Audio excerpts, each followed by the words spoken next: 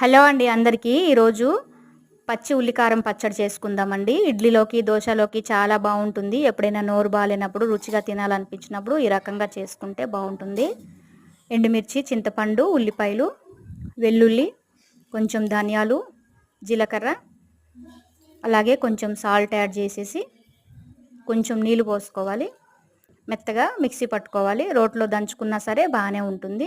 నేను రోట్లో దంచిన పచ్చడి కూడా వీడియో పెట్టానండి, ఇంట్రెస్ట్ ఉన్న వాళ్ళు చూడండి. ఈ రకంగా మెత్తగా పేస్ట్ చేసుకొని ఒక బౌల్లోకి తీసుకోవాలి. చూసారు కదా, చాలా బాగుంది. టేస్ట్ కూడా బాగా ఉంటుందండి. వేడివేడి అన్నంలో కూడా తినొచ్చు. తర్వాత పోపు వేసుకోవాలి. ఆవాలు, జీలకర్ర, కొంచెం మినపప్పు, ఎండుమిర్చి, కరివేపాకు వేసి పోపు వేసుకొని ఇడ్లీలోకి, దోశలోకి తింటే చాలా బాగుంటుందండి. ఇంట్రెస్ట్ ఉన్నవాళ్ళు తప్పకుండా ట్రై చేయండి. చూసిన వాళ్ళకి, లైక్ చేసిన వాళ్ళకి థ్యాంక్ యూ సో మచ్.